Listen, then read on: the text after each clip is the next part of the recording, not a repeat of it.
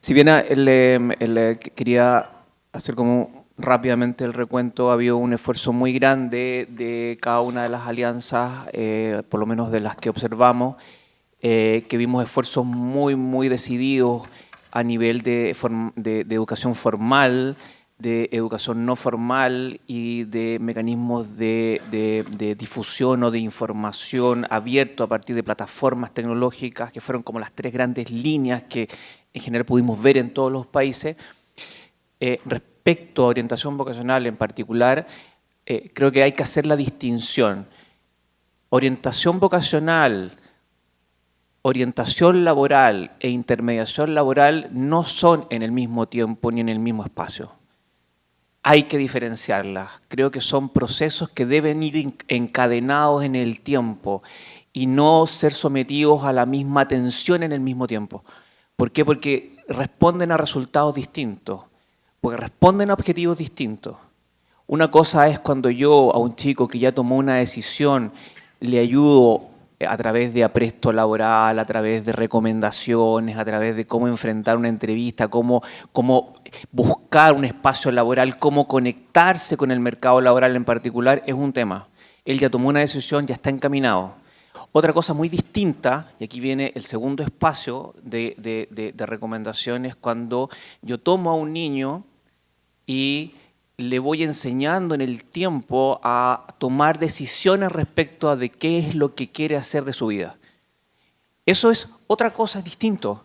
Eso requiere meterse dentro de cada uno de esos chicos, y meterse dentro de cada uno de esos chicos supone no solo estar pensando en sus intereses, sino que estar pensando en su contexto familiar, en su contexto educativo, en su contexto experiencial.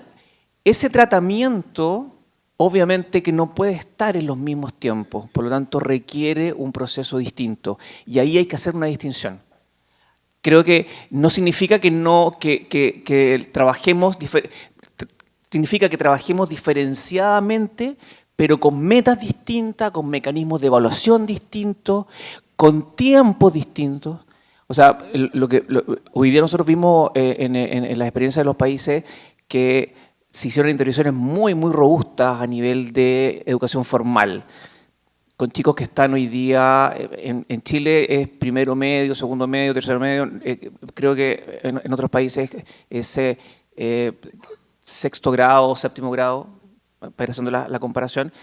Eso se va a ver en los próximos años. No tenemos resultados hoy día de eso. No podemos evaluar qué está pasando con la intervención que se hizo. Si bien es robusta, ¿por qué? Porque se hicieron buenos diagnósticos, porque estamos formando instructores, porque estamos incorporando profesionales, psicólogos. Esto obviamente manteniendo las diferencias entre cada uno de los países. Pero esa experiencia distinta no la estamos hablando hoy día. Por lo tanto, requiere un tratamiento distinto. Entonces, por un lado, hacer este encadenamiento, y por otro lado, hacer un foco específico respecto a la orientación vocacional en su espíritu más fino, y distinguirla de orientación laboral y de intermediación laboral. Muy bien, en el tema de las alianzas hay varias cosas que tendríamos que impulsar o promover en la medida de lo posible para maximizar impactos, ¿no? El primer lugar es una mayor participación del sector privado, y eso es una ciencia en sí mismo, ¿no? Y va a depender del país en el que estemos. Hay países donde tenemos empresas con estructuras y compromisos en el tema de alianzas como para que las empresas participen en la alianza, y en otras no es el caso, y la vinculación del sector privado va más a través de las cámaras empresariales, ¿vale? Y los beneficios de tener a unos y a otros pues son diferentes. El sector privado puede contribuir con recursos económicos si la iniciativa genera un impacto positivo en los objetivos de la empresa. En el caso de las cámaras nos permite tal vez tener mayor incidencia política y no necesariamente generar ingresos para la facilitación de la alianza. Y no solo requerimos una mayor participación activa del sector privado, una mayor participación del sector privado, sino que ésta sea activa y con compromisos reales, ¿no? Uno, con compromisos financieros, pero también para la búsqueda de soluciones innovadoras a los problemas que enfrenten la alianza, no solo poniendo plata y apareciendo en la foto. El otro gran desafío, y esto aplica a todos los países en desarrollo, yo diría, y posiblemente en muchos países desarrollados también, es cómo superar los ciclos políticos, ¿no?, en las alianzas público-privadas. Generalmente las alianzas están establecidas para impactar, digamos, generar cambios estructurales, y eso requiere un trabajo en el campo de muchos años, que supera generalmente los 3, 4 o 5 años de los proyectos y los ciclos políticos, ¿no? Y para eso requerimos ver en cada país, con estructuras públicas y de Estado muy diferentes y de forma de operar de la política, el cómo podemos realmente asegurar que los compromisos son de Estado y no de partido político de gobierno, ¿vale? Eso no es sencillo, pero digamos que el acuerdo de gobernanza podría facilitar el establecer algunos compromisos mínimos que aseguren que la alianza supera los ciclos políticos, y es posible. Nosotros tenemos alianzas en aliarse que ya han superado 3 ciclos políticos, ¿no? Cuando estamos hablando de temas estratégicos para el desarrollo del país, como la empleabilidad, esto no debería ser una discusión de Estado, esto debería asumirse como una necesidad real. El tema es que habrá que ajustarse a los programas objetivos de la administración en funciones y agregar valor según los intereses de la administración, ¿no? Y sé que en algunos países esto es mucho más complejo que otros, no hay lugar a duda de eso. Y creo que además de superar los ciclos políticos, yo estoy convencido, aunque todavía sé que no es sencillo, yo estoy convencido que los recursos para el desarrollo van a venir principalmente del sector privado, si somos capaces de agregar valor a sus objetivos empresariales. Sin embargo, hay un potencial todavía muy grande para canalizar recursos públicos si podemos presentarlos y mostrar resultados de impacto, como por ejemplo lo han hecho con el caso de los ROI en México, ¿no? ¿Por qué no el Estado va a invertir en las alianzas si podemos mostrar que nosotros somos más efectivos y somos más eficientes en la inversión de los recursos públicos para generar ese valor público, ¿no? Y creo que ahí se están desarrollando esquemas financieros muy innovadores, de esquemas de pago por resultados, entre otros, que creo que desde las alianzas tenemos que poco a poco ir promoviendo e impulsando, porque es una fuente de financiamiento que podría ser estratégico para la sostenibilidad de cualquier alianza, ¿no? Luego no hay duda que hay que seguir fortaleciendo las capacidades de diseño y gestión de las alianzas, ¿no? Estoy seguro que todos los entes ejecutores y las coordinadoras de las alianzas y coordinadores de las alianzas hubieran visto con muy buenos ojos un proceso importante de sensibilización, capacitación y acompañamiento en el diseño y gestión de alianzas desde el primer día, que posiblemente hubiera evitado algunos dolores de cabeza aprendiendo de otras experiencias, ¿no? Y eso es un proceso continuo que a través de programas como NEO pues se irán creando en las organizaciones tanto públicas y privadas, pero sobre todo de la sociedad civil, que son los llamados a ser facilitadores y brokers de las alianzas público-privadas, ¿no? Creo que también tienen que especificarse con mucha más claridad los roles y responsabilidades en los acuerdos de gobernanza que se establecen en las alianzas. En el caso de NEO, las especificaciones para el sector privado eran un poco bastante más claras que las del sector público, y bueno, eso responde un poco al desafío tal vez que tenemos de superar los ciclos políticos y cómo asegurar que hoy se toman acuerdos que vayan a impactar a otra administración. Y finalmente, desarrollar herramientas de diseño y gestión de alianzas que contribuyan a la profesionalización de estas alianzas, ¿no? Como por ejemplo los modelos de negocio de la alianza, es decir, hay que desarrollar estrategias y modelos de negocio que contribuyan al plan de sostenibilidad, el desarrollo de herramientas de identificación y gestión de los riesgos, que los manejamos muy a menudo, el desarrollo de políticas y estrategias de comunicación que muestren el valor público de la alianza, los actores clave, etcétera, ¿no? Bien.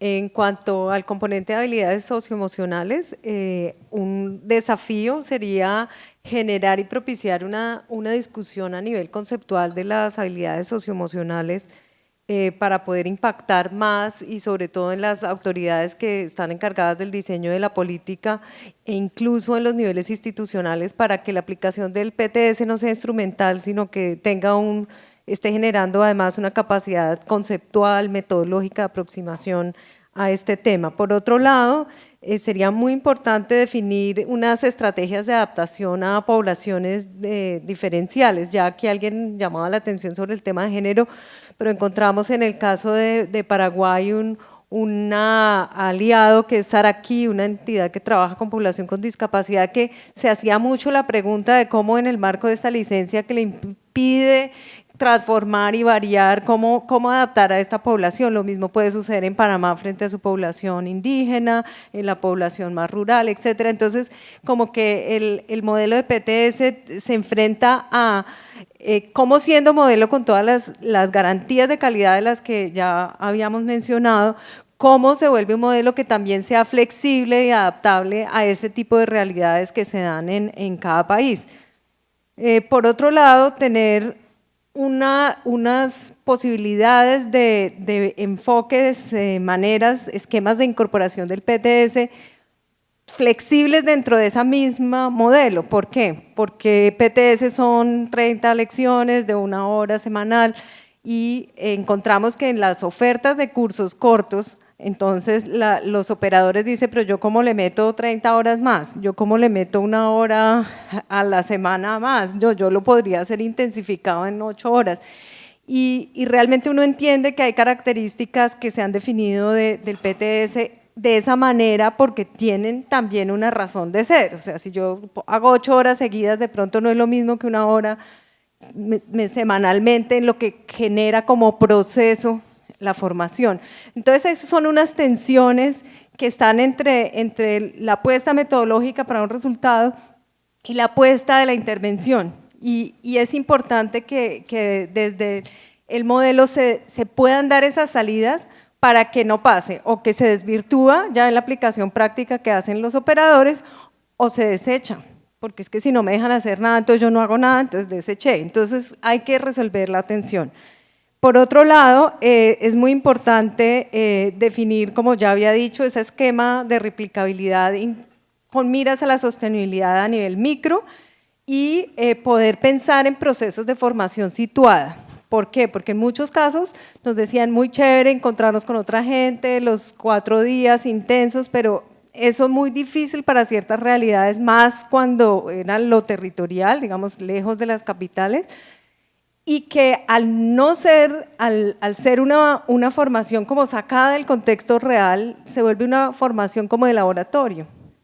Mientras que si es una formación situada, la posibilidad es que haya reflexión sobre su propia comunidad, sus propias características, quede el equipo empoderado para poderlo hacer. Esa sería un reto, recomendación. ¿Cómo hacemos para dejar más capacidad instalada? Es una propuesta. Por otro lado, habría que incidir en las autoridades gubernamentales para que revisen su oferta de formación. O sea, hay en varios países programas que vienen de otras cooperaciones, de otras cosas, digamos, más o menos estructurados, sin todo el andamiaje que tiene PTS, pero hay otros donde esa oferta que viene desde las autoridades oficiales es realmente pobre. Y entonces creo que hay que aprovechar el escenario que genera la alianza para poderse decir de una manera crítica y constructiva a las autoridades, mira, eso que están haciendo, mejor desestimúlenlo. Y también, por otro lado, como ya había dicho, para que den señales claras ahora de cómo continuar la implementación. Por otro lado, ya lo había dicho, configurar una comunidad de aprendizaje. Hay una red de gente, creo que muchos lo han hecho de una manera informal, creo que hay que darle más estructura a esa capacidad de compartir entre esos actores que se fueron encontrando, no solamente a nivel del país, sino casi que a nivel de la región, porque los espacios generados en las formaciones han sido muy valiosos y apreciados por todos. Definir esas rutas de la incorporación curricular. Creo que frente a esto hay como una tensión y es que pues es difícil los tiempos, pero si yo transversalizo las habilidades socioemocionales en la formación técnica, a veces se invisibiliza, entonces ¿cómo se hace? Y si lo hago paralelo, entonces vienen todas estas restricciones del tiempo, los recursos que implica ponerlo. Creo que debe definirse una ruta de esa incorporación. Ya lo decía el componente de evaluación, pero quiero aquí agregar un pedacito. Componente de evaluación, el desafío de PTS es poder demostrar con resultados ese impacto, entonces necesita evaluar, tener una línea de base, etcétera.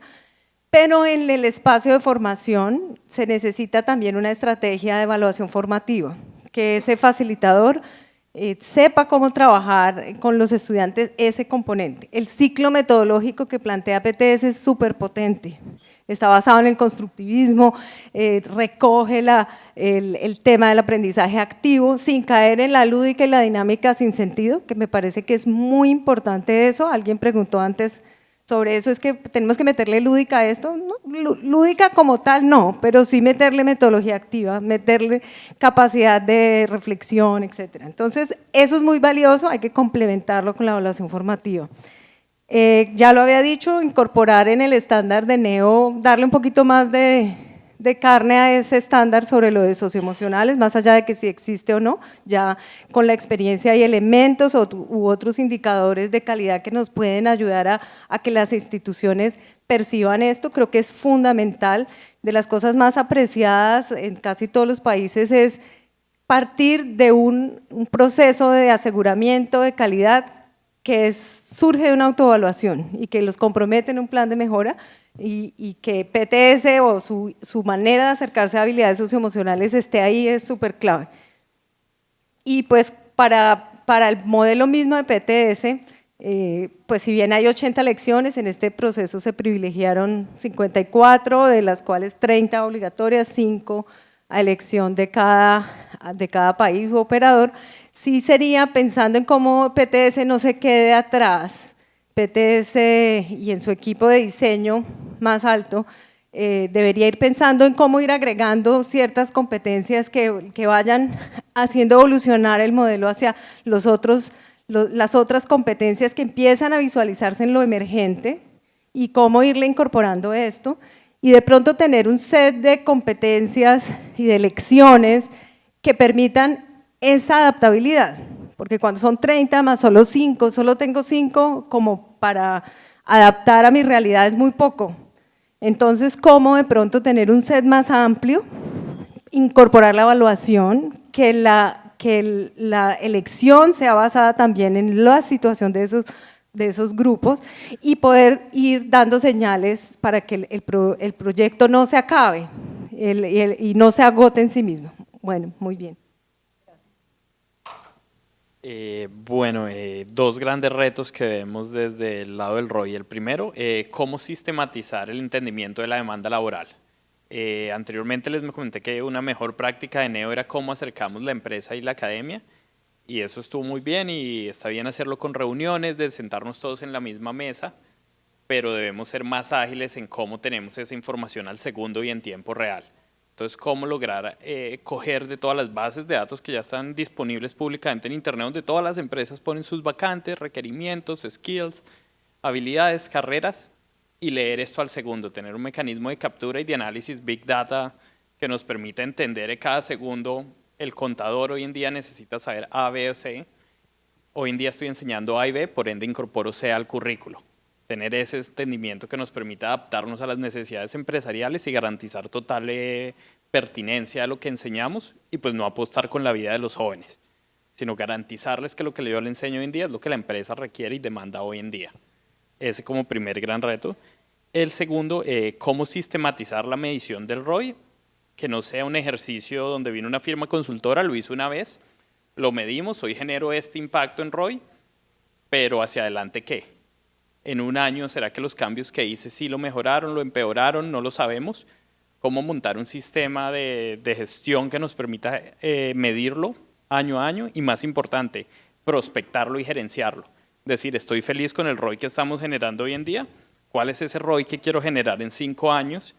Y devolverme de ahí hacia atrás y entender cuáles son esas actividades que tengo que hacer que generen ese cambio y medirlo año a año. Esto algunas implicaciones que puede tener, cómo acercamos a las empresas, cómo hacemos de las empresas sean un aliado mucho más estrecho, más allá de solo contratar, que tenga unas responsabilidades de reporte de información y atado a estas responsabilidades que no se le vuelva una carga laboral, sino que por el contrario le estemos agregando valor a las empresas. Un hallazgo del estudio es que muchas de las empresas no tenían ni idea de productividad uno a uno de sus empleados. Si yo le pregunto por el empleado 1, no me saben decir si es más o menos productivo, sino una percepción, pero no tienen un dato puntual de por qué sí. Les podríamos dar eso que les agregue mucho valor. Mire, mida a sus empleados por estas 4 cosas. Yo le puedo ayudar a gerenciar esa medición. As token of appreciation, me lo devuelve. Los datos, y yo puedo gerenciar así si le agrego no valor. Y con eso gerencio mi ROI hacia adelante. Otras implicaciones de esto es lograr encontrar esas empresas para cuyos cargos esto sea estratégico. Que la persona técnica sea igual o más importante que el CEO. Y que por ende nos paren, le den la importancia y lo eleven al nivel de importancia de un proyecto de esta magnitud. Y estos indicadores del ROI son solo pues, la entrada para poder garantizar sostenibilidad financiera de un proyecto de este estilo. Si uno quisiera llegar a pensar en un modelo 100% sostenible pago por empresas, quitándose total dependencia a cualquier otro mecanismo. Obviamente, yéndose a un extremo, pero pues, se puede pensar en blended entre una fuente de financiación, una parte por empresas, otra gobierno, y so on. Entonces, ¿cómo lograr sistematizarlo, gerenciarlo y proyectar este ROI y manejarlo en el tiempo? Como segundo gran reto. Bueno, además de los puntos que ya hice previamente, yo quisiera en esta ronda final de comentarios levantar 2 particularmente, que no son estrictamente vinculados a la intermediación, que pueden ser vistos desde un nivel más arriba. Y entonces voy a ellos. Miren, el primero tiene como título los límites de la articulación y el pensar de manera creativa, innovadora, cómo articular. Les hablaba en una de mis intervenciones previas el reto siguiente de pensar ya no solo en el doble cliente, sino en el triple cliente. Y resulta que 2 de esos clientes son muchos y son muy atomizados. O sea, recordemos que en nuestros países 2/3 del empleo es generado por las micro y pequeñas empresas, no es por las grandes empresas, es por las micro y pequeñas empresas. Y entonces el mercado de trabajo de estos jóvenes es muy atomizado. Puede ser visto de repente como un enjambre de abejas, muchas abejas corriendo juntas en un enjambre. Entonces así puede ser visto el sector empresarial. Y les hablaba del tercer cliente, del sector de la capacitación.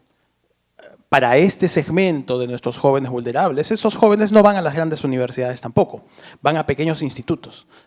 Y resulta que son muchísimos los pequeños institutos que hay. Entonces esto puede ser visto ya no de repente como un enjambre de abejas, pero de repente una colonia de hormigas. Una colonia de hormigas, un enjambre de abejas, así son los mercados con los que hay que trabajar. Y junto a ellos tiene que estar el sector público, que el sector público sí es un elemento más grande, un animal mayor, de repente visto como un elefante o una jirafa o un águila quizás. Y entonces el gran reto, la gran pregunta es cómo ponemos a colaborar un enjambre de abejas con una colonia de hormigas con una jirafa. No tenemos la respuesta, hay que ir construyéndola, hay que ir viendo cómo funciona esto, cómo hacer, ¿no? Entonces, esa es mi primera reflexión. Esto no es sencillo, la respuesta no está dada, tenemos que juntos ir descubriéndola e ir avanzando. Y esto me lleva al segundo punto, porque para ir descubriendo las respuestas, toca innovar. Y en eventos como este, en encuentros como este, donde se hace un resumen de lo aprendido, de lo avanzado, es naturalmente humano tender a resaltar más los factores de éxito que aquellos factores que de repente se trataron y no funcionaron. Y la verdad es que el error también es pedagógico, el error también es terapéutico. Aprender de los errores es importante. Tan importante como documentar los éxitos es documentar los fracasos. Y para que no se repitan justamente, para no tropezar 2 veces con la misma piedra. Entonces es importante documentar todo eso. También mirado desde esta perspectiva, innovar implica asumir un riesgo, siempre. Y cuando se asume un riesgo, existen 2 outcomes posibles. El positivo, que siempre resaltamos, o un negativo, que a veces barremos debajito de la alfombra, ¿no? Le estoy diciendo, pongámoslo un poco más sobre la superficie, aprendamos sobre él, pero también la mirada previa a esto es, reconozcamos que innovar requiere tomar también una licencia para errar. tener la licencia para errar y saber que el error es pedagógico, el error es terapéutico, debe ser parte también de nuestros procesos de aprendizaje.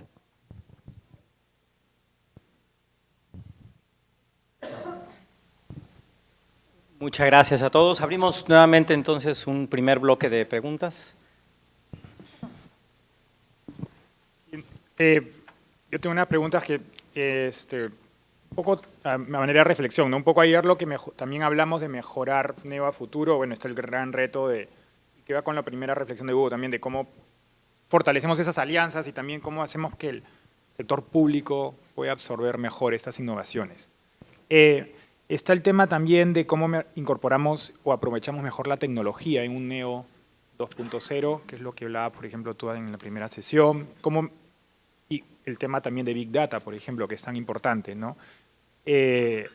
Con países que no están preparados todavía para eso, además, porque tenemos todo un reto en nuestros países, no se comparte información simplemente, ¿no? Entonces, a nivel del sector público hay todavía una parte cultural ahí que hay que cambiar, que no se comparte la información ni entre los ministerios, ni nada, son como islas, y para Big Data es tan importante todo eso. Yo creo que hay un tema adicional, es todo el tema, y me parece así, pensando más en qué se puede fortalecer también, es todo el tema de monitoreo y evaluación, que es, ¿no? Creo que Neo tiene todavía una posibilidad de seguir fortaleciendo su sistema de monitoreo y evaluación. Se habló, tú lo has comentado, el mismo tema de cómo poder, el trabajo para que tú dices hacer, cómo poder reconstruir dónde estaban los jóvenes y todo, no fue sencillo, no tenían los datos ahí, ¿no? Cómo hacer para no estar diciendo, lo vamos a evaluar ahora y qué hacemos para evaluar, sino pensar desde el inicio del 2.0 cuál va a ser el sistema de monitoreo y evaluación más fuerte que nos permita ir identificando, por ejemplo, mejor qué mecanismos funcionan y tienen mayor impacto. Quizás PTS o falta, por ejemplo, quizás ya no estar pensando solo en cursos de capacitación cortos. La literatura te dice que los cursos de capacitación cortos quizás no funcionan tan bien como los que tienen mayor amplitud. Entonces, ir destrabando esas incógnitas. Por ejemplo, la literatura de evaluación, no hay muchas evaluaciones de impacto rigurosas sobre los temas de orientación vocacional. Quizás a futuro Neo podría tener una contribución ahí sobre impacto de la orientación vocacional, sobre impacto de la intermediación laboral. En la región, en todo caso, no hay evaluaciones rigurosas o muchas sobre intermediación laboral. Entonces, que Neo aporte en el futuro, si está apostando por la orientación vocacional, si está apostando por la intermediación laboral, bueno, evaluémosla bien, rigurosamente, y eso pensemos desde el inicio, ¿no? Más a modo de reflexión, sí.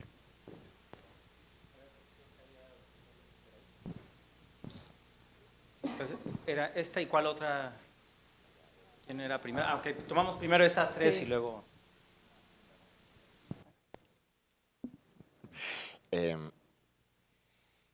Mi nombre es Francisco. Quisiera un poco retocar o retomar el tema para dar a Liliana una oportunidad de extender un poquito su opinión sobre esta discusión que se ha mantenido con México, con Gabriela y Robles sobre pasaporte al éxito, competencias de habilidades para la vida versus cambios de personalidad, ¿no? Y en este caso sí quisiera un poquito que expandieras la experiencia sobre la selección de esas 35 materias o 30 obligatorias e 5 opcionales o las 54, no solo versus o relacionados a las necesidades del joven, sino afinadas a las necesidades del sector productivo en el cual el joven se está formando.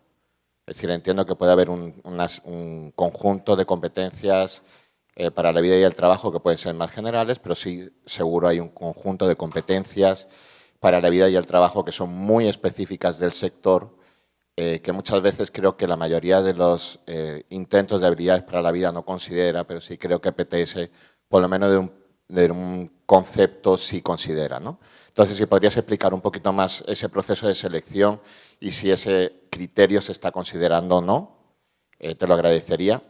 Y me llama mucho la atención, ya que tengo el micrófono, el comentario que ha dicho David sobre lo del sistema de monitoreo y evaluación. No sé si alguno de ustedes, bueno, entre todos los comentarios, ¿no? No solo el reto de mejorar el sistema de monitoreo y evaluación, sino también cómo se generan capacidades en los proveedores que recogen esa información directamente en el campo, ¿no? Que creo que es otro reto que no sé si ustedes lo han tocado, pero podría ser interesante también comenzarlo.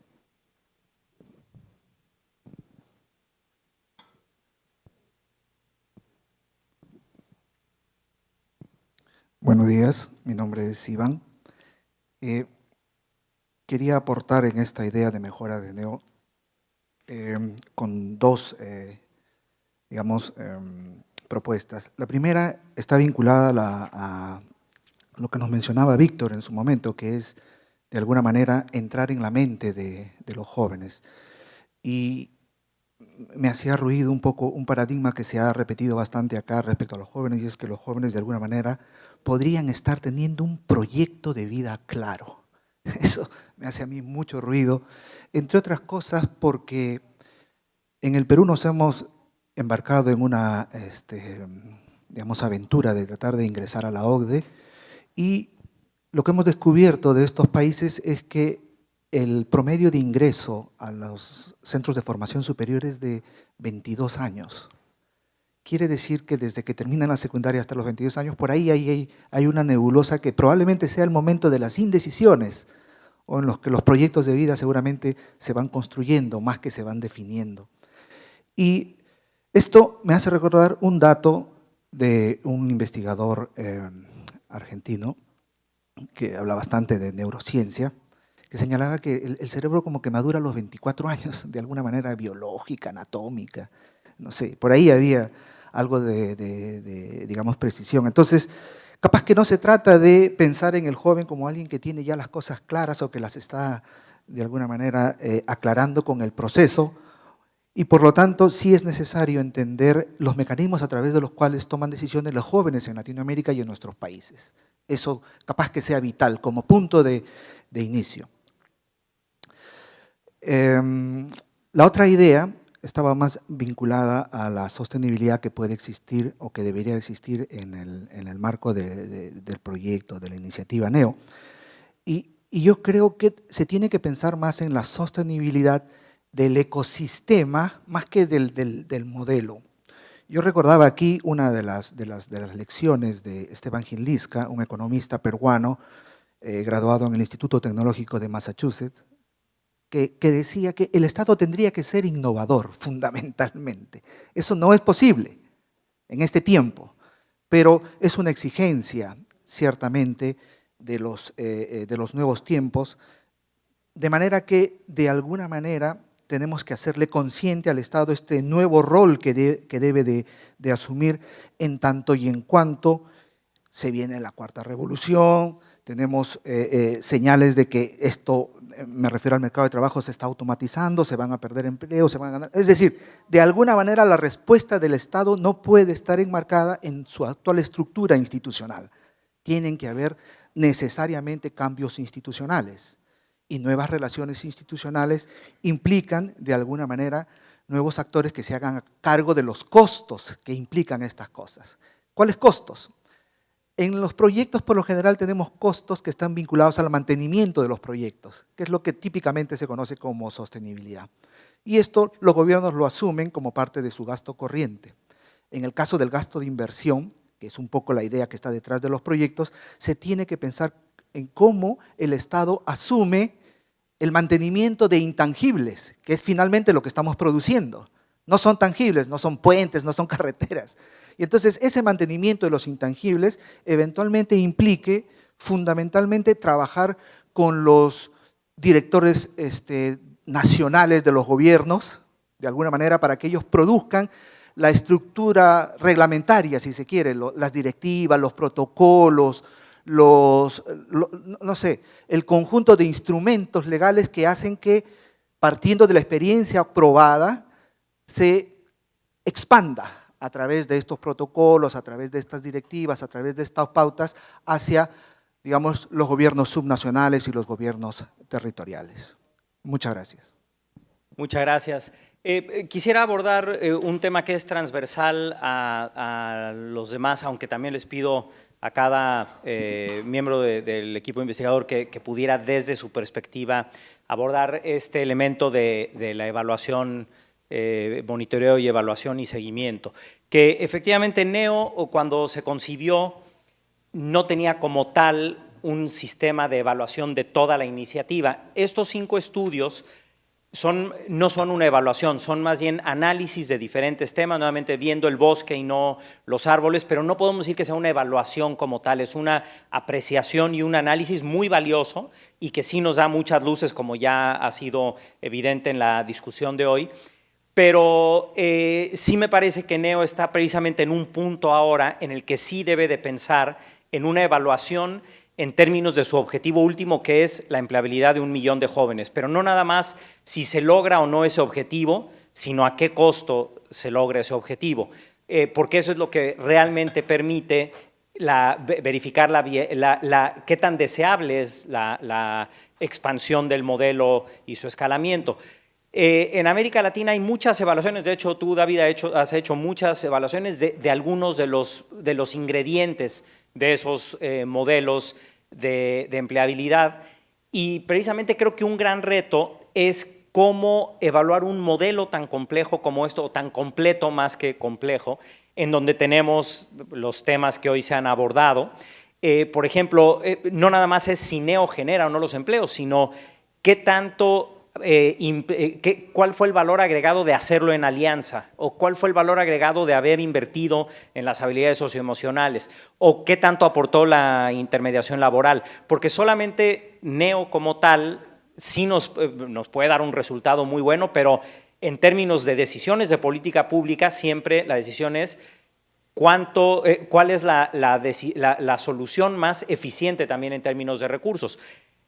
Yo creo que todos los temas que se han mencionado hoy en algo aportan, pero no sabemos, por ejemplo, incluso en una decisión difícil de restricción de recursos, si no se pudiera financiar todo, ¿qué elemento le quitamos? Eso realmente no sabemos hoy, y me parece que es especialmente relevante hacerlo en este momento, porque sí están surgiendo en América Latina una enorme diversidad de programas que atienden a este grupo poblacional de jóvenes. El tema de empleo siempre ha sido un tema importante y estudiado, pero el tema de la empleabilidad de los jóvenes por todos los problemas de criminalidad, delincuencia, desigualdad, empieza a ser un foco muy importante.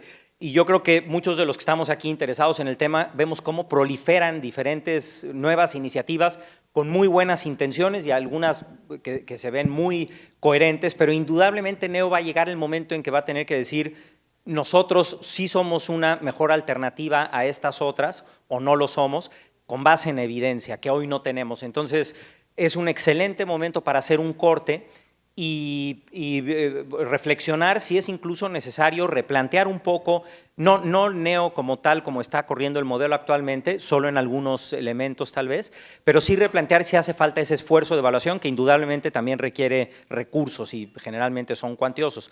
Una experiencia interesante en toda la ejecución de estos 5 estudios, y muchos de ustedes que están en las alianzas en los países lo vieron, es que de repente les hablaba a Hugo que ahora les tenía que hacer una entrevista, y luego Víctor tenía que hacer un cuestionario, y Aitor fue a hacer la visita, y vaya, fue incluso intensivo en tiempo de los participantes de NEO que están en otra cosa, que están en la ejecución. Y eso no se planeó, y sí llega a ser un tema importante en la ejecución de una evaluación. Entonces, no nada más sí son recursos, pero es el diseño mismo de evaluación en donde tal vez ahora sea una de las grandes decisiones para el NEO 2.0. Y perdona, había una pregunta específica para orientación vocacional, me parece. No, perdón, sí, de Francisco. Entonces, si quieres abordar esta primero y luego les pediría que abordaran los otros temas.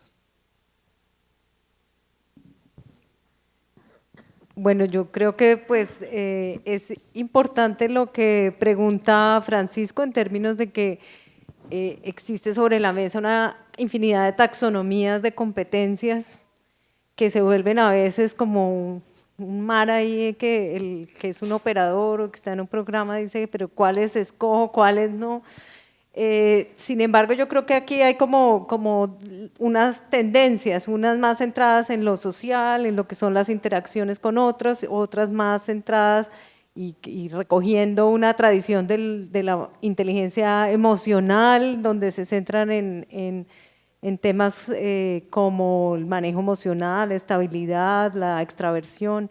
Y digamos que hay ese modelo del Big Five, que son los factores de personalidad, y como para que los que no habían oído esto se ubiquen, El Big Five habla de la extraversión, la amabilidad, la responsabilidad, la estabilidad emocional y la apertura a la experiencia. Solo que, dado que viene de una teoría de la personalidad, pues apunta a que esto se forma en unas edades primeras y que, digamos, se vuelven factores más o menos estables en los individuos a lo largo de la vida. Pero pues hay otras discusiones. Yo creo que acá lo importante, y mirando el PTS, porque el PTS estrictamente no es solo sobre habilidades socioemocionales, sino que el PTS recoge otra tradición que es la de las habilidades para la vida, las habilidades para la empleabilidad, las habilidades y competencias para el siglo XXI, que le suman a estos otros elementos el tema del contexto de lo productivo, de cómo insertarse a lo productivo y ser eficiente y exitoso en lo productivo. Creo que, digamos que ahí el PTS es un buen equilibrio para que no sea solo una cosa de socioemocionales y que en muchos casos entienden las instituciones que esto va pegado de asesoría psicológica individual, ¿no? Eso no es. Y nos ponemos en un nivel de equilibrio a que esto lo aplicamos en un contexto de la vida, que es el de la vida productiva, pero que puede tener un impacto general. Y de hecho estas competencias o habilidades socioemocionales han sido demostradas que tienen impacto en reducción de la violencia, en conductas de agresión, en embarazo, cuidado, autocuidado, comportamiento saludable, etcétera. O sea, tiene tantos impactos, pero el PTS con la mezcla que hace da una buena señal en el contexto del mismo programa, o sea, es consistente con la apuesta de Neo. Frente al tema de si vienen del sector productivo o no, cuando yo inicio este proceso de ubicar el PTS, me encuentro con que esa metodología que IYF había aplicado en África, en otros contextos, y la historia de cómo surge PTS, de una preocupación de una fundación empresarial, y que llaman a construir este programa a múltiples actores que dan esta apuesta.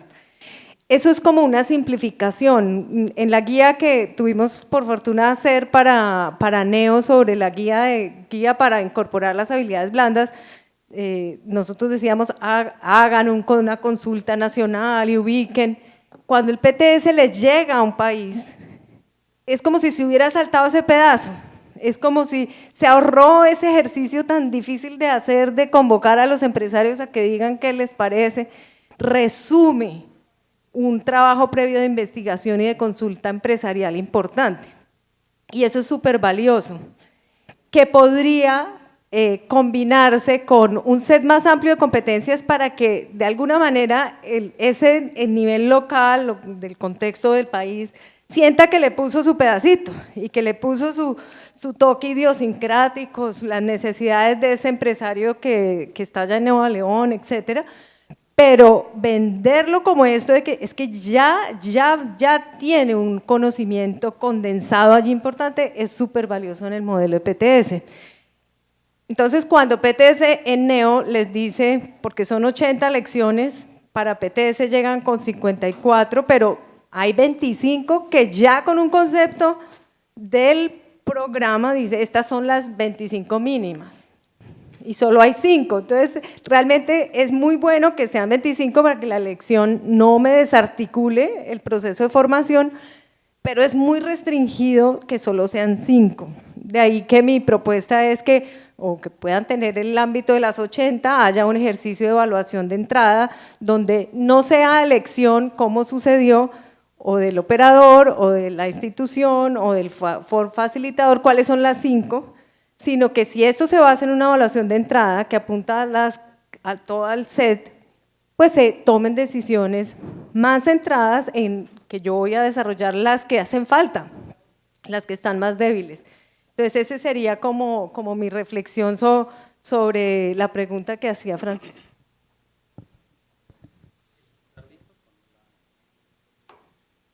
Ok, un poco era tu nombre, Iván. Yo comparto contigo, Iván, la reflexión que estás haciendo y mientras te escuchaba, Pensaba que efectivamente no solo Neo, sino que a nivel LATAM tenemos desafíos bastante relevantes respecto a poder descubrir hacia dónde van los jóvenes latinoamericanos, en qué están pensando, cuáles son sus intereses. Por lo menos en Chile también estamos discutiendo mucho respecto al tema de los millennials. ¿Cuál es su forma de interpretar la realidad? ¿Qué es lo que quieren y cómo les gustaría enfrentar el mundo laboral con sus intereses? Hasta aquí pareciera ser porque no tenemos todavía estudios que los intereses son más importantes que el mundo laboral.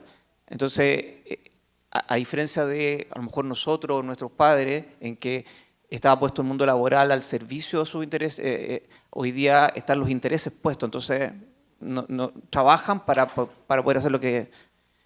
Entonces, pero eso también se cruza con otro elemento, y ahí es donde quería bajar al tema de orientación vocacional en particular, que es que hay una presión por salida laboral, hay una presión, hay una amenaza social. Lo veíamos, por ejemplo, en El Salvador con el tema de las pandillas, que es muy fuerte. Entonces, ¿qué hago yo, cómo hago yo y cuándo logro encauzar a los jóvenes para que efectivamente logren incorporarse cuando la amenaza que tienen social es fuertísima?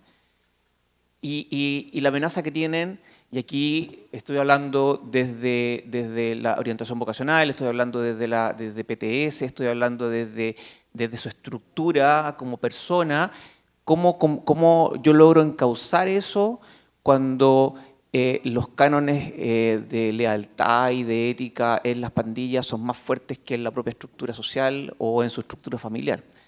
Entonces, cuando uno empieza a ver que estos escenarios empiezan a ser diametralmente distintos, obviamente que el tema se complejiza muchísimo. Y entonces la pregunta es, tomemos un camino y le vamos anexando elementos. Un camino que nos permita efectivamente ir dando pasos en torno al tema de la inserción de los jóvenes en el mercado laboral. Entonces, por eso cuando yo planteaba desde la orientación vocacional que debería ir desanexada, por decirlo así, del programa, ir en un tiempo distinto, con una evaluación distinta, con un tiempo distinto, porque efectivamente lo que estoy haciendo es tomar a un chico a lo mejor en su primaria y empezar a formarlo. Y empezar a formarlo en la capacidad para tomar decisiones respecto a lo que quiere ser. Y eso en un contexto familiar, en un contexto social, en un contexto, digamos, de país, de tal manera que su desarrollo, cuando llegue el momento y se vincule con la línea de Hugo, él tenga claro cuál es el panorama que debe seguir. Entonces, obviamente, los desafíos son bastante grandes y respecto a orientación en particular, creo que ese camino debe ser un camino distinto, complementario pero distinto. Sí, muy brevemente, en relación al comentario que hacía Iván del ecosistema, ¿no? Que lo que teníamos que hacer era sostenible el ecosistema. Como biólogo te puedo hacer una analogía, lo que usted busca es un ecosistema rico de especies, ¿no? Eso es una aspiración, hoy lo que tenemos es un ecosistema muy pobre, ¿no?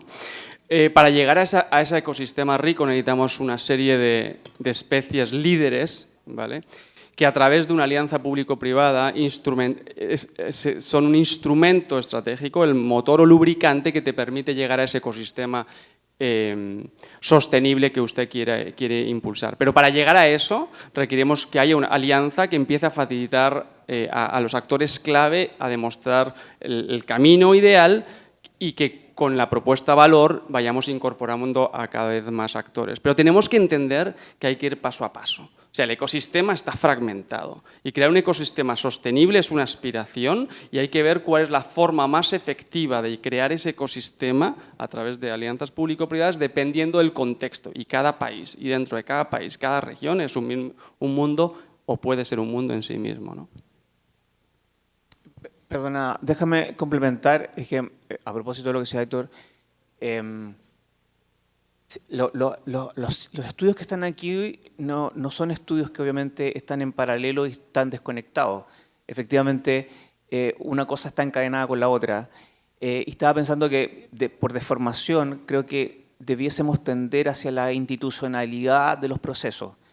Entonces, efectivamente, cuando logramos, por ejemplo, Panamá, legislar sobre y volver sobre un modelo que permita formar orientadores vocacionales, tenían un profesional que trabajaba a nivel de escuela, eso es un proceso de institucionalización. Entonces, son caminos que uno puede ir armando en paralelo y que van dándole fortaleza al país, no son estas intervenciones que entran y salen y que a lo mejor tienen buenos resultados, pero que no logran ser permanentes en el tiempo. Entonces, las alianzas en ese sentido tienen un desafío súper grande. No solo es la articulación basada en las personas o un objetivo en particular, sino que son desafíos que tienen que ver con lograr institucionalizar y traducir esto en una política pública. Porque al fin y al cabo eso es lo que va a quedar y por defecto, al transformarse en una política pública, va a contar con los recursos necesarios. Que al final, ¿qué es el objetivo que estamos buscando finalmente? Que esto se vaya institucionalizando y que se vaya logrando, vaya siendo sostenible en el tiempo y por lo tanto escalable en el tiempo.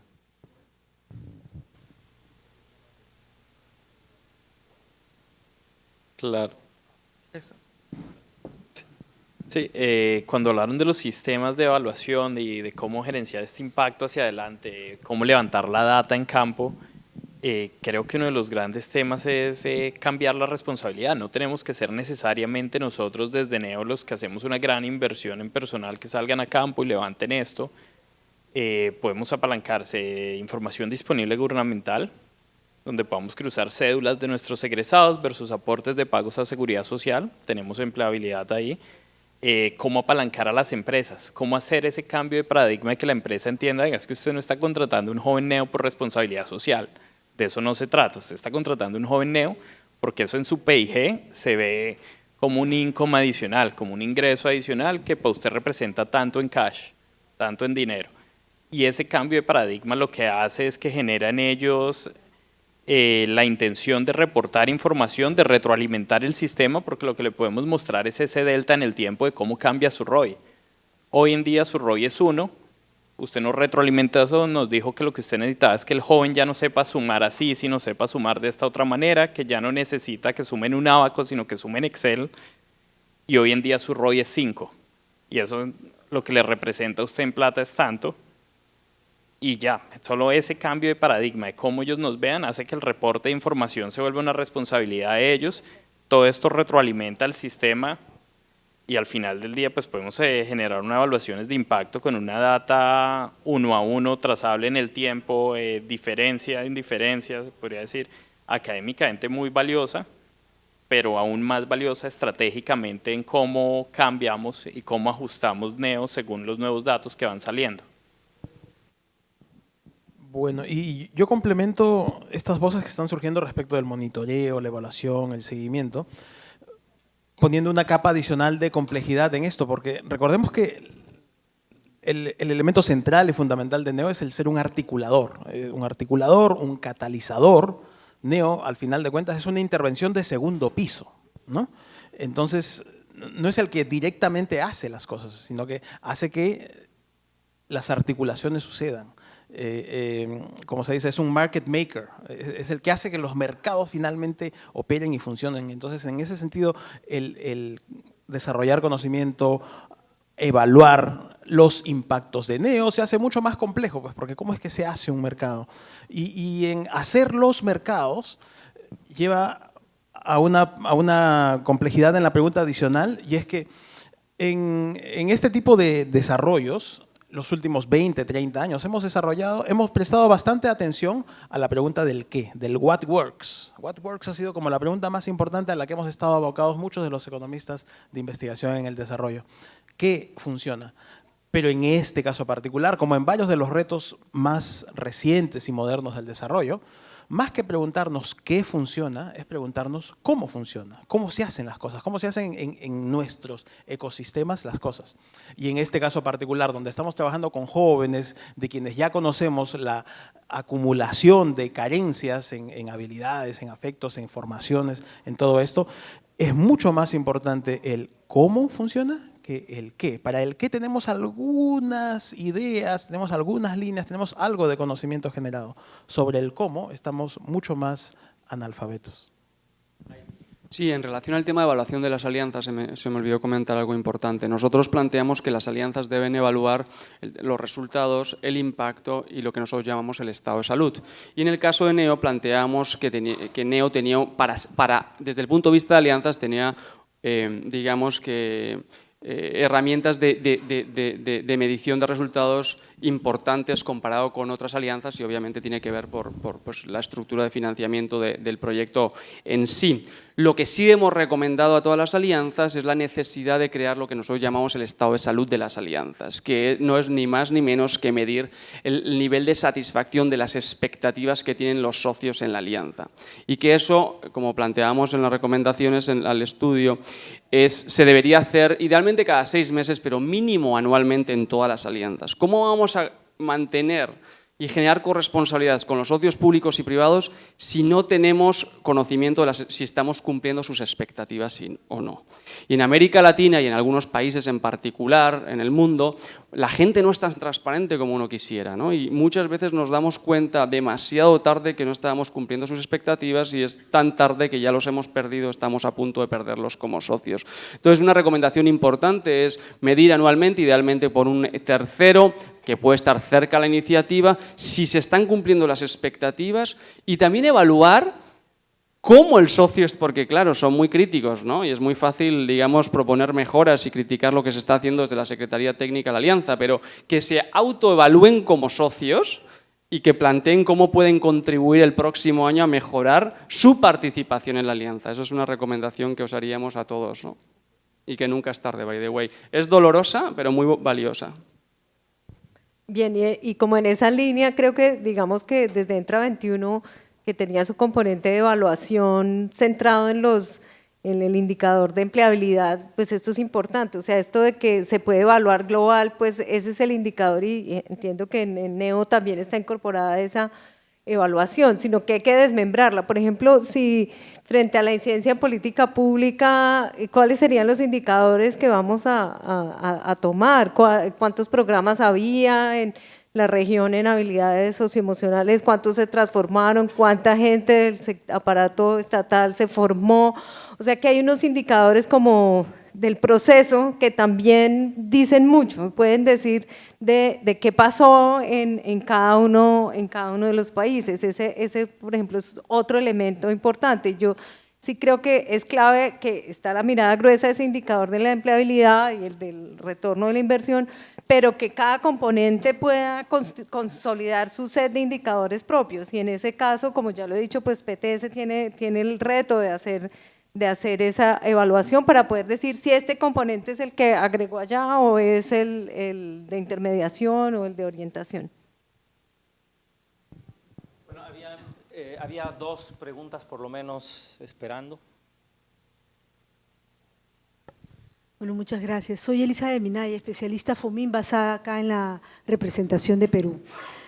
No me quepa la menor duda que el sistema de calidad PTS ha resultado un éxito en la implementación del NEO Perú. Esta certificación de facilitadores y máster facilitadores ha generado una buena base, una pirámide que se va a ir expandiendo, ¿no? Los sistemas de calidad hacia los institutos. Y yo escuchando un poco sobre esta adaptabilidad y flexibilidad de los instrumentos, lo que nos comentaba nuestro subgerente del FOMIN ayer, ¿no? Que hay que agregarle que el tema de joven va a seguir digamos, en la agenda del FOMIN, pero esa cuota de innovación vinculada a la tecnología, a las TICs, digamos, ¿cómo vemos en el caso del PTS, ¿no? Utilizar esta tecnología para poder, digamos, dar un acompañamiento a los jóvenes, mejorar su inserción en estas competencias y habilidades socioemocionales que son cambiantes con el tiempo y que entre ellos, que en esa red de jóvenes podrían también surgir nuevos interaprendizajes y acompañamientos a ese proceso. No sé si se está pensando. Y lo otro, me encantó la entrada tuya, Hugo, sobre la intermediación, ¿no? Que es como una bisagra, que hay que mirar oferta y demanda de manera conjunta. Y en ese sentido también mencionabas, hacías un llamado de atención acerca de examinar a las empresas, ¿no? Hace un buen tiempo conversaba, y lo dije el primer día en el BID, conversaba con nuestro colega de la OIT, con Juan Chacaltana, y decíamos, bueno, de la manera que tú te insertas al mercado de trabajo dependerá en gran medida cuán pobre o menos pobre eres, ¿no? Entonces, eso es interesante, tener esa data de las empresas donde los jóvenes no solamente puedan acceder a un empleo de calidad, sino que tengan una prospección en el empleo. Entonces, yo quisiera saber hasta qué punto se ha avanzado en ello, si las tecnologías de información nos pueden orientar, nos pueden aportar en ese sentido. Gracias. A la queja continua de los empresarios sobre quienes formamos a los jóvenes, por un lado, dicen estar resignados a que no lleguen bien ni capacitados ni formados y por lo tanto lo que piden sí es algún desarrollo en habilidades sociales. Se suma que el mercado del trabajo está cambiando y que lo que estamos formando hoy día a lo mejor mañana ya no va a tener inserción laboral, ¿ya? Mirado desde ese punto de vista, en Chile ha empezado a situarse en cada una de las regiones observatorios laborales, que lo que permiten, de alguna manera, es ir prospectando cómo va a ir cambiando el mundo del trabajo, qué empresas se van a instalar, y además en la región de Valparaíso, donde nosotros estamos, hay una gran variedad de áreas productivas. Incluso le hemos llamado el bonsái chileno, ¿no? Porque hay de todo, agricultura, pesca, minería, etc. Entonces, mi pregunta un poco va hacia mi colega chileno Víctor, respecto de si en esa primera etapa inicial de orientación vocacional debiera estar ligado a estos observatorios laborales locales, para también decirle a los jóvenes que la elección debe ser mirada un poco más de manera general y que el oficio o la profesión que van a seguir les va a dar solo el insumo básico para que ellos encuentren trabajo. Y por lo tanto, desde la orientación debiera estar, ¿no es cierto?, el resultado final de intermediación.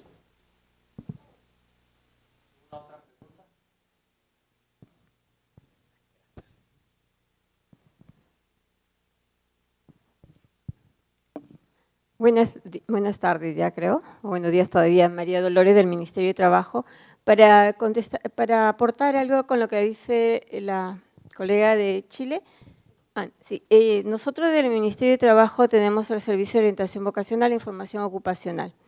Nosotros sí hemos incorporado, porque tenemos OCELes en las diferentes direcciones regionales de acá del Perú, y incorporamos la necesidad que tiene el mercado laboral y a los jóvenes los orientamos hacia lo que necesita cada una de sus regiones. Nosotros tenemos todo una intervención para estos jóvenes. Tenemos también las plataformas que la estamos implementando, todo está en proceso de mejora, pero sí tenemos y nos está apoyando en la orientación a los jóvenes, ¿no? Entonces, un poco para compartir nuestra experiencia desde el Ministerio de Trabajo con el Servicio de Orientación Vocacional e Información Ocupacional.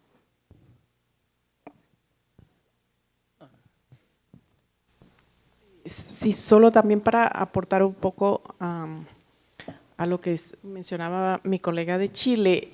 En el caso de Panamá, el modelo que está entregando NEO al Ministerio de Educación contempla el establecimiento de un observatorio vocacional, que para hacer un poco lo que decía acá Víctor, el tema de la diferenciación entre el observatorio laboral, que se administra desde el Ministerio de Trabajo, y un observatorio vocacional que permitiría al Ministerio de Educación ir tomando decisiones y ajustes de acuerdo no solo a lo que se está demandando, sino también a los intereses y características de los jóvenes que están atendiendo.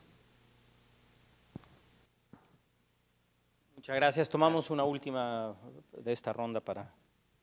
Bueno, esto no es tanto una pregunta, sino que planteamiento es un desafío, que yo veo que el modelo NEO se focaliza mucho en el sistema de calidad, en el sistema de calidad, cómo mejoramos la gestión de las instituciones educativas de intermediación laboral.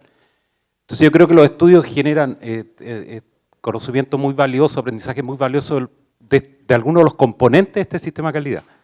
Pero yo me pregunto, ¿cómo podemos avanzar en el conocimiento de cómo está operando o operado el sistema de calidad en su conjunto? ¿Por qué lo planteo esto? Porque en Chile tuvimos recién la semana pasada una reunión con el Ministerio de Educación y está muy interesado en empezar a medir la calidad de la gestión de los liceos técnicos profesionales y tienen que generar un mecanismo de gestión. Entonces nos decían, bueno, ¿cómo funciona el sistema NEO y qué componentes tiene? Que son las 8 dimensiones, las 90 y tantos indicadores. Entonces, ¿cómo saber bueno, cómo ha operado? ¿Cuáles son los elementos más relevantes para que una institución educativa funcione mejor? ¿Cuáles se transforman en buenas prácticas que pueden llevarse adelante, etcétera? Es decir, un aprendizaje más del sistema funcionando en su conjunto, que sería bueno tenerlo como desafío para estudios próximos. Muchas gracias. Ahora empezamos otra vez por este lado. Ok. A ver.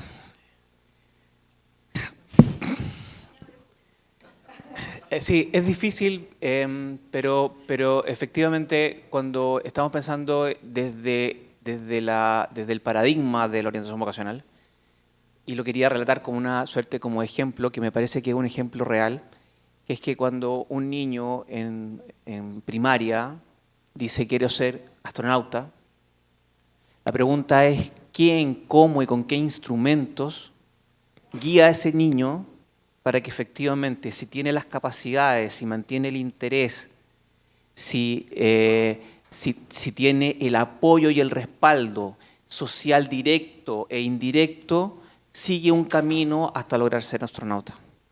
O si efectivamente ese acompañamiento lo va orientando de tal manera a decirle, a lo mejor ese era simplemente un sueño, una quimera, y en realidad tus potencialidades y tus capacidades están por otro lado.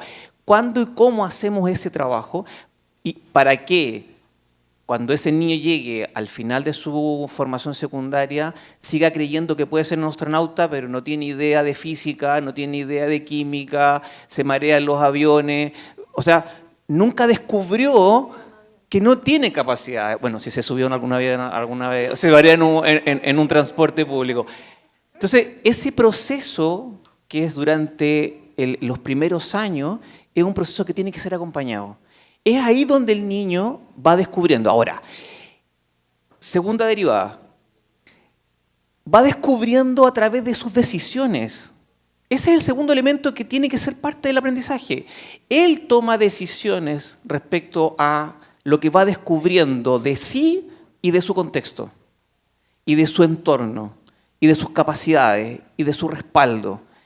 Y es así como se va construyendo ese proceso. Entonces, invariablemente tiene que partir desde ahí para que efectivamente logre, cuando llegue el minuto en que se inserta el mercado laboral, se inserta ahí donde, o más que insertarse al mercado laboral, quiera seguir estudiando, efectivamente siga la ruta que corresponda.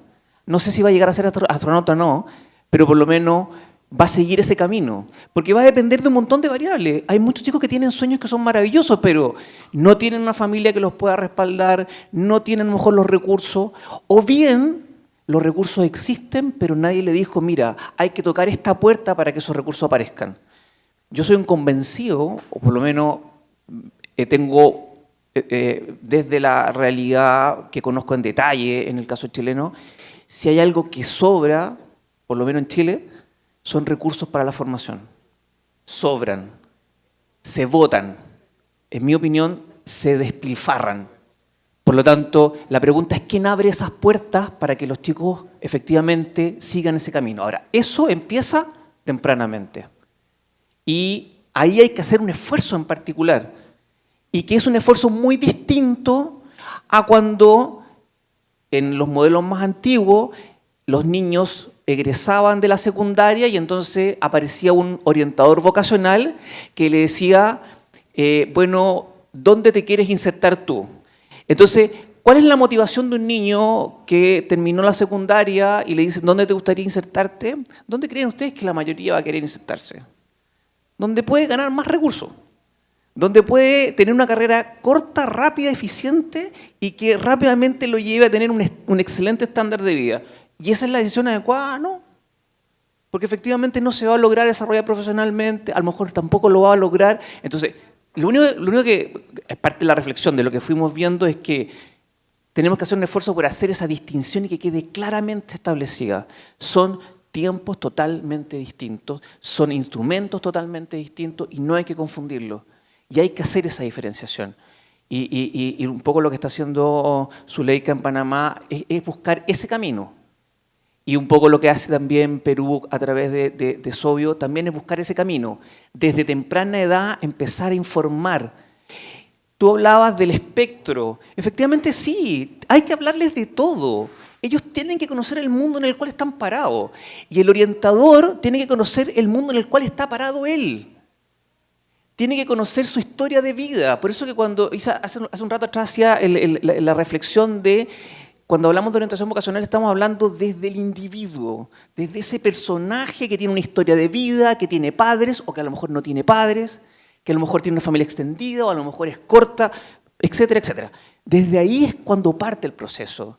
Y entonces cuando partimos de eso, es posible que tengamos muchos y mayores éxitos respecto a la decisión de dónde insertarse, la decisión de... Yo no le tengo miedo a la rotación laboral, al contrario, encuentro que es súper positiva, pero distingamos la rotación laboral dentro del sector económico, la rotación laboral a lo mejor respecto a la temática, porque yo me voy desarrollando en un ámbito de trabajo, pero voy explorando en distintas áreas y voy creciendo profesionalmente. Por lo tanto, el tema es que agarré una línea y me fui por esa línea y fui desarrollándome profesionalmente independiente de dónde la ejercí. Por eso que para mí no es un problema la rotación en sí mismo. Entonces, efectivamente, sí, tiene que ser ese desarrollo desde esa perspectiva y desde ese inicio en adelante. Creo que puedo aportar muy poco sobre este tema. Yo creo que de alguna manera tu pregunta ayuda como a ir conectando los componentes de NEO. Porque si uno piensa como si la formación en habilidades socioemocionales son como para cuando va a trabajar, no, es que esas habilidades que estamos desarrollando son las que él va a poner en juego cuando se está en el ejercicio de lo que el programa le ofrece para orientación, cuando está en su proceso de toma de decisiones. De hecho, algunos modelos de habilidades socioemocionales incluyen la toma responsable de decisiones, que toma de responsable de decisiones frente a él mismo, y otros modelos que dicen apertura al cambio, apertura a la experiencia, es, oiga, ¿qué otros elementos y otras distinciones voy a tomar yo en mi elección profesional y vocacional? Entonces, esto se pone en juego allí, se pone en juego ahí, se pone en juego al momento de que estas habilidades socioemocionales se están formando, sí, para que te vaya bien en el trabajo y todo, pero para enfrentar la adversidad. Es uno de los elementos que ha sido encontrado en estas competencias, es que te ayuda a desarrollar eso, resiliencia, tolerancia a la frustración. ¿Qué más frustración que enfrentarse a esas tasas de desempleo, a empleadores que quieren que el primer trabajo ya tengan experiencia, etcétera? Estas competencias le están fortaleciendo al joven para eso que se va a enfrentar. Y frente a esa parte de las TI que tú preguntabas, creo que hay un punto fundamental y es que seguramente estas nuevas ocupaciones emergentes que están atravesadas por la tecnología no se resuelven ni en la educación básica y media, ni se resuelven en la oferta digamos, del técnico no profesional, dependiendo de cómo lo llaman en cada país. No se resuelven, de manera que que hay un elemento y que yo reconozco en Neo muy importante, ese resultado de la continuidad educativa. Porque es que la señal no puede ser perfecto, hiciste este curso y terminaste y ya estás enganchado y ya resolviste tu proyecto de vida. No, para ese mundo emergente, hoy necesitamos que los jóvenes estudien más años. Entonces, este proceso no puede ser visto como algo terminal para ellos. Entonces, en ese sentido, el tema del PTS tiene que, digamos, estas habilidades socioemocionales son justamente para evolucionar, y decíamos acá con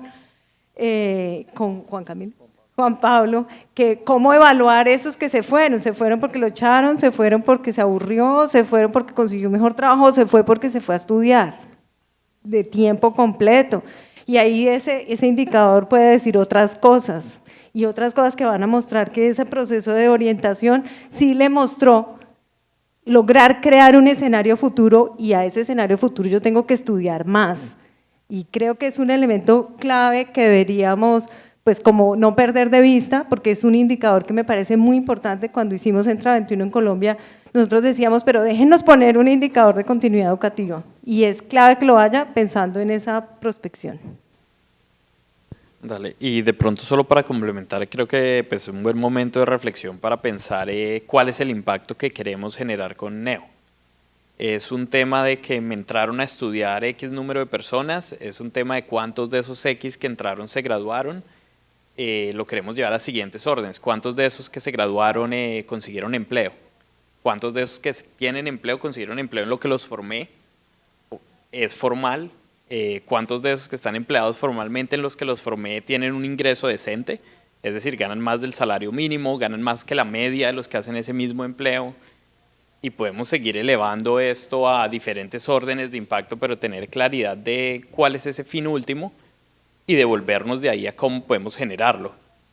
Entonces creo que es un buen momento para tener esos que puede ayudar a definir qué métricas de calidad es lo que vamos a definir como success, qué es el éxito para nosotros, un poco. Y por otro lado, también hacer una diferenciación de ¿y para quién es esta métrica?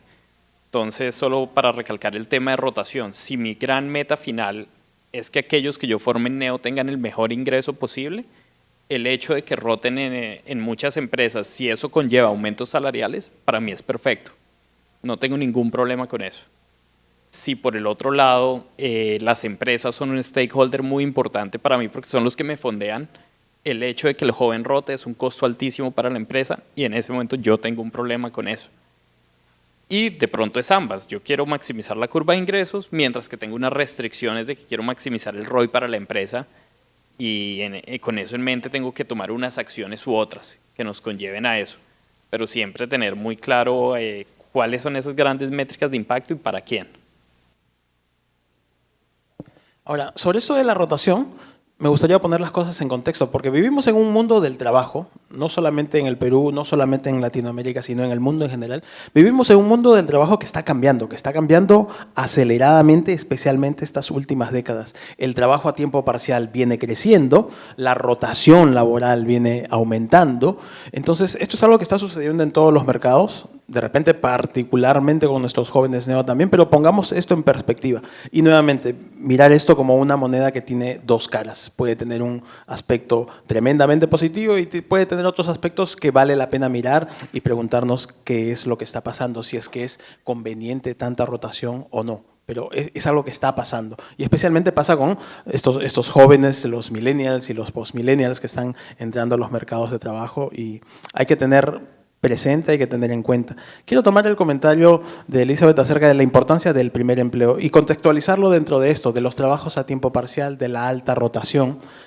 Joel Tonji es un profesor en la Universidad de Yale University, que ha estado trabajando muchísimo en esto de la importancia del primer empleo.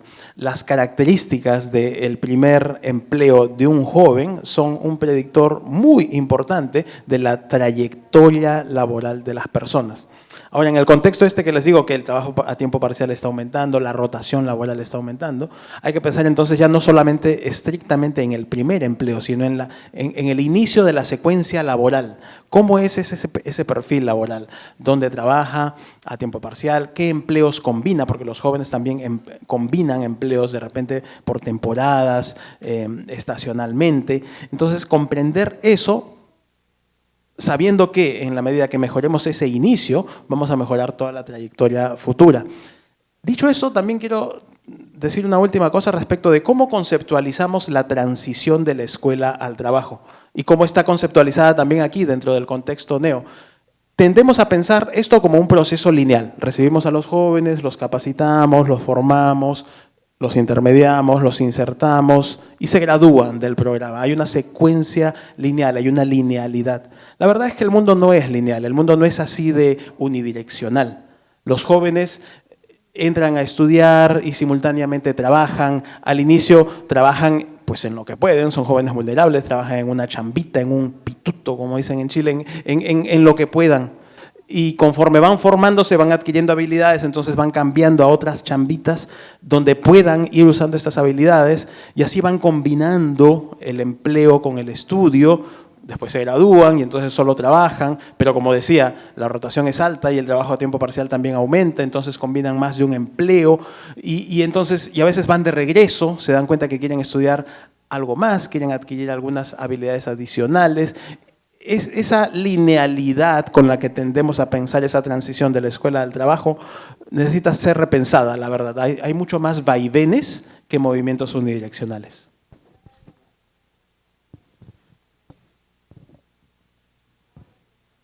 Muchas gracias por cuidar los tiempos y de hecho tenemos 10 minutos adicionales y entonces le hemos pedido a Elena y a Bill si nos pueden acompañar para darnos algunas reflexiones sobre qué implica esta discusión de hoy para Neo en el futuro. Por supuesto, es una reflexión de lo que se ha escuchado, no implica ningún compromiso u obligatoriedad futura. Pero bueno, para finalizar el panel quisiera pedirles que le demos un aplauso a los panelistas.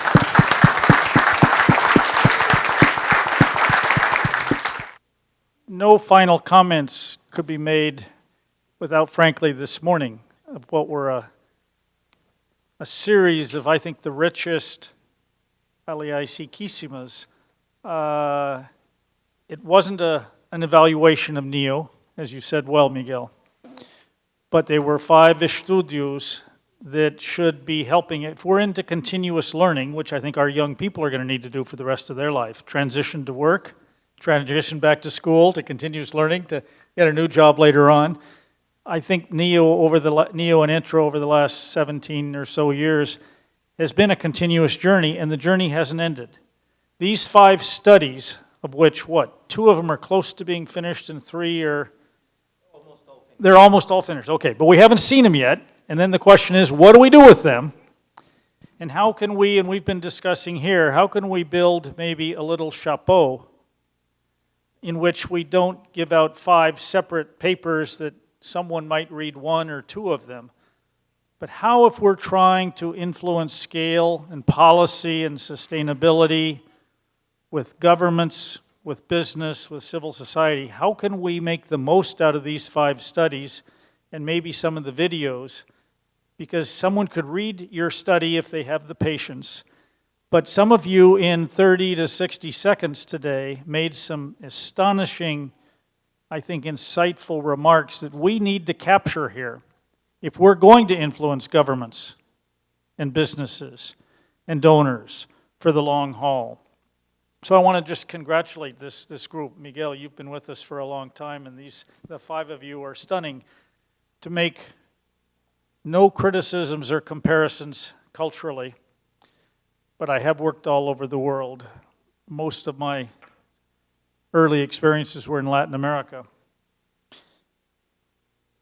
There is something special about a couple of generations of Latin and Caribbean social scientists, economists, sociologists, anthropologists. And this is, I don't think we could have had, frankly, this discussion, as much as I regret maybe saying this, in Africa or the Middle East, of all people who are raised and schooled and live their lives in this region, and you care so much about it. But the quality of discussion today by these 6 people was absolutely stunning.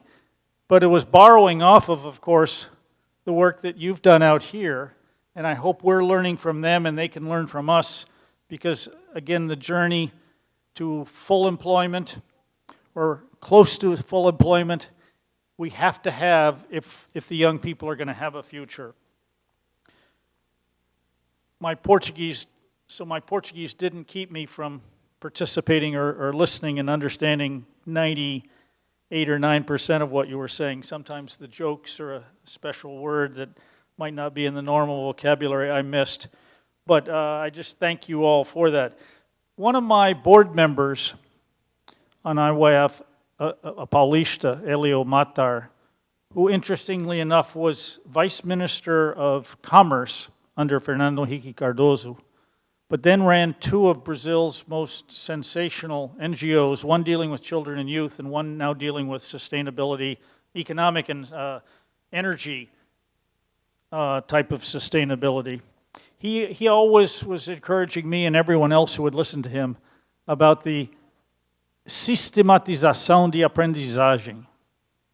How do you systematize what we're learning, and not just to produce some thought paper that a graduate student might read, but to apply it to everyday life, projects, and of course policy.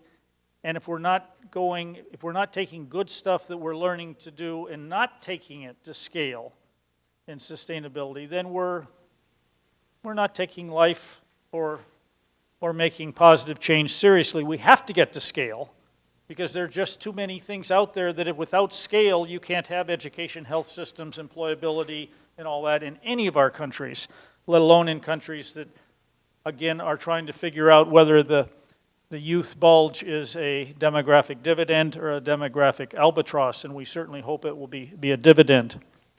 So I encourage us in the room, and our staff and our filmmakers and all, how can we take the videos, their reports that we'll have soon, and use them in ways that we are getting these messages out, not just to ourselves, but to our governments, to the donors, the bilaterals. I wish AID had been here all day today. I wish, as I told some of you, I'm on the board of Solutions for Youth Employment, which is a global World Bank type of NEO, trying to find the solutions for youth employment. I wish they could have been here.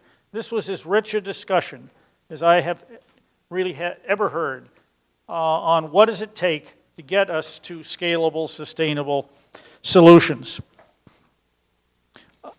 Lots of things were mentioned today, and yes, the 5 different studies are separate, but they all play to part of the solutions that we need to get at systemic change. Just to give you an example of why we want to apply these learnings, just in the PTS arena, I want to remind you, or if I didn't explain it well yesterday, we are already, Victor, you are right, that this thing here in my hand and your hand earlier is where the young people are at today. And if some of them aren't there yet, they will be in a few years, and consistently.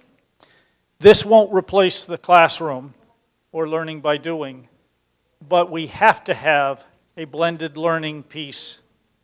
If not, then we are in the século passado. So PTS is getting online. It's just not ready for all of you to see. It will be piloted, and then it will be piloted with many of you, because you are the people that are using it.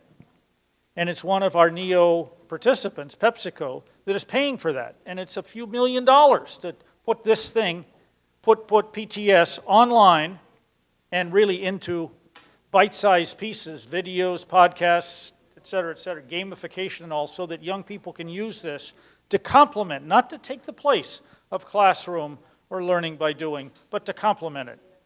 And I do remind us that pilots have been using simulators to fly a plane for 50 or 60 years now. My generation learned a language with headsets on. So, you know, learning things by not having a teacher teach you it isn't the only way to learn. And we do have to get PTS and all sorts of other things, effective teaching and career counseling and the other pieces of intellectual property that these programs have developed onto places where young people can have them in their off hours, when they want a refresher course, when they want what I'd call a booster shot to what they've learned from a teacher or a master trainer. It is also being genderized, such that there will be the 25 or so modules specifically designed for the needs of young women and the needs of young men. And they are different at times, and we should understand that. And then we're doing something too. All of you as educators would know at some point or another, if you're teaching your students something, you give them a test, right? To validate that they've learned something. And not just to check up on them, to catch them if they haven't been learning it, but frankly to show that the learning was important and absorbed. We are developing an online test with a global testing service. We don't know anything about testing. We know something about PTS.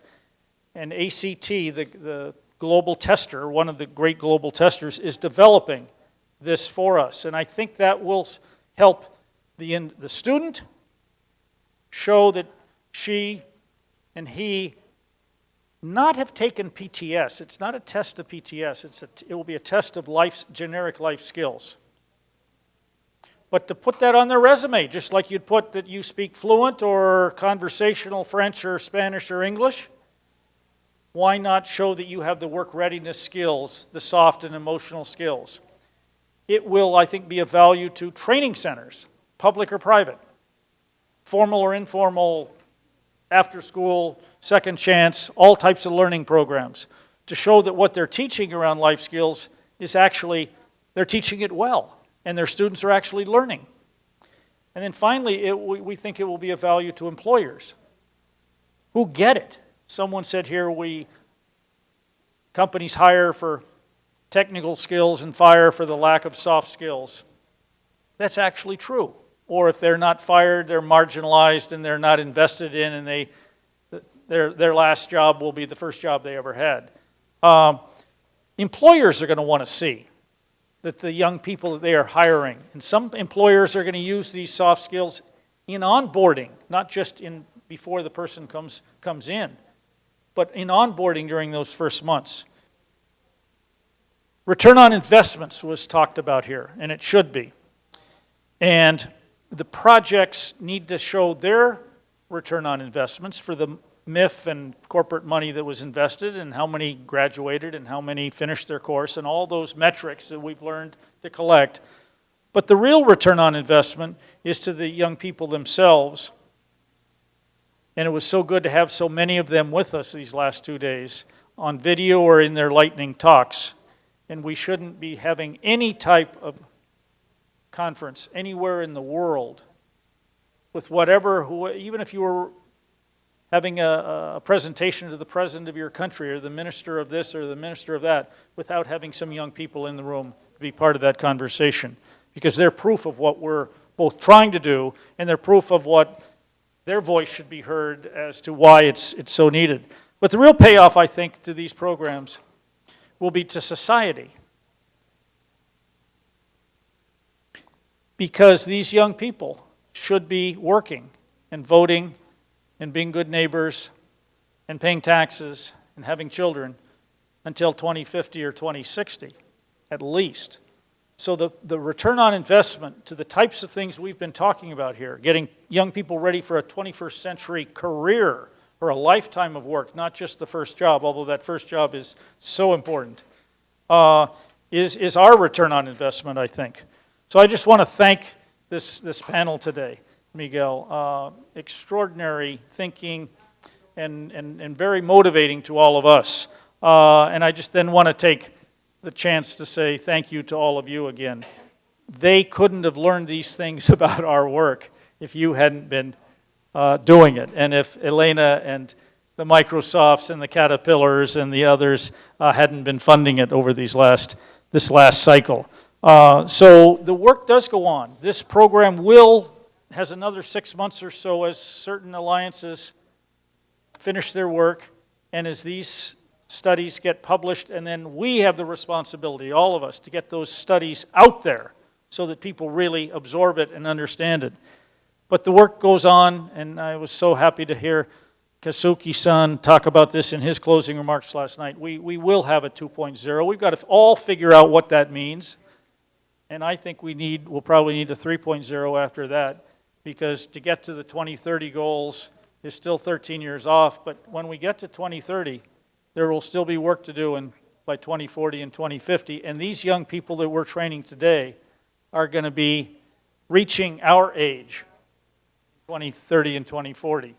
And they will be running their countries for the next 20 or 30 years. So that's our return on investment. Thank you all very, very much.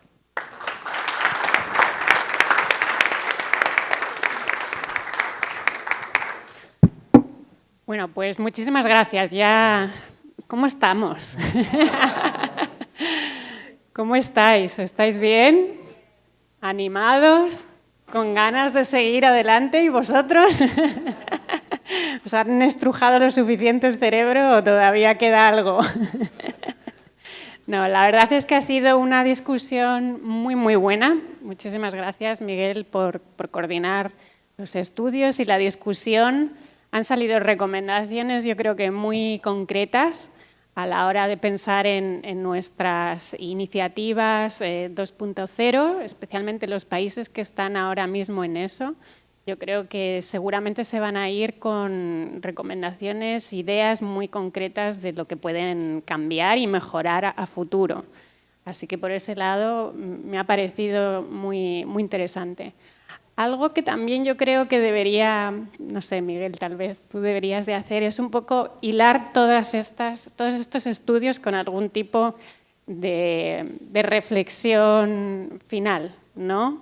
Como coordinador de la agenda de aprendizaje.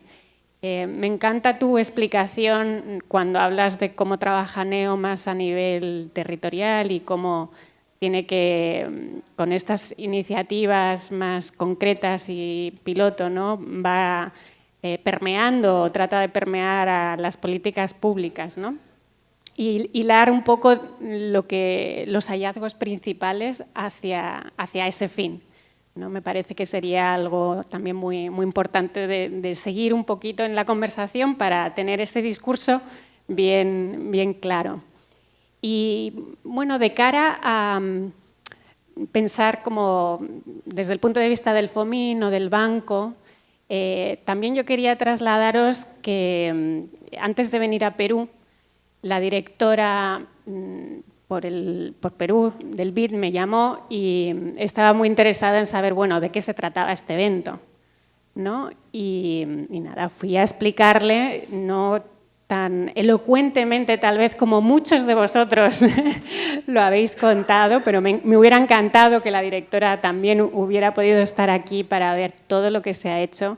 Pero básicamente, rápidamente explicarle lo que ha sido NEO, ella enseguida decía, wow, esto es fantástico, qué resultados, me parece ideal, por favor, trae a los jóvenes al banco para que nosotros podamos ver esos testimonios. Tenéis que hacer una presentación sobre los resultados que habéis logrado. Y efectivamente en eso estamos en poder, ahora que tenemos ya los resultados, bueno, a mayo todavía van a seguir cambiando, pero que tenemos ya los hallazgos de estos principales estudios, tenemos los resultados de la evaluación de retorno de la inversión, ir a nuestros donantes y directores y realmente contarles lo que ha sido esta experiencia, ¿no? Actualizarles, porque ellos han estado preguntando, ¿no? Pero ahora que realmente tenemos todo este acervo y toda esta riqueza, es el momento de un poco ver cuál es el apetito que hay respecto a seguir adelante con el NEO 2.0 o con muchísimas otras iniciativas. Y algo que también es muy importante que nos preguntan siempre es ¿cuál es la relación de nuestras iniciativas con las del BID? Estoy mirando a David, que aquí además hay un programa grande que se llama Fortalece con el Ministerio de Trabajo y además va a haber otro grande con el Ministerio de Educación. Y tenemos que hacer un trabajo interno, nosotros también mejor, para realmente explicar bien estas complementariedades, ¿no? Y cómo se potencian el uno al otro. Y no solamente nosotros, creo que también vosotros, a nivel de los países, podéis hacerlo también, ¿no? Y nos podéis ayudar en esa labor que ven fundamental. Quería aprovechar, además, que esta agenda de aprendizaje no hubiera sido posible sin la contribución de los australianos. Creo que, no sé si todavía tenemos por ahí a nuestra representante. Por favor, si te puedes levantar y le damos un gran aplauso porque gracias a su financiamiento tenemos esta agenda. Muchísimas gracias.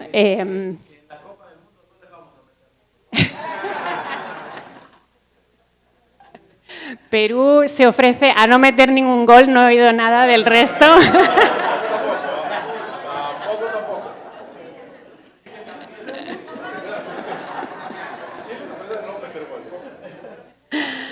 Pero de verdad, muchísimas gracias. Ha sido casi $1 millón lo que se ha invertido en toda la agenda de aprendizaje. El evaluar no es gratuito.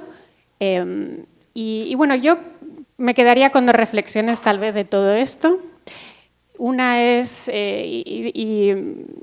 cómo convertir, ¿no?, las operaciones del FOMIN en verdaderos laboratorios. Creo que con NEO hemos venido un poco con el traje demasiado armado, ¿no? Y creo que de cara al futuro, ¿no?, como que la reflexión que yo me llevo es que sería mejor tratar de tener instrumento un poquito más flexible, ¿no?, sin dejar de ser muy claros en cuanto a lo que queremos lograr, ¿verdad? Pero sí me quedo con esa reflexión, como con ese aprendizaje. Y luego, pues, escala y sostenibilidad. Miro mucho a David, porque creo que tenemos también que articularnos mejor para engranar todo lo que nosotros estamos haciendo y con la rigurosidad, con la evidencia, con los sistemas de información y de evaluación necesarios, ¿no?, para lograr la escala y para llegar a influenciar esas políticas públicas, ¿no?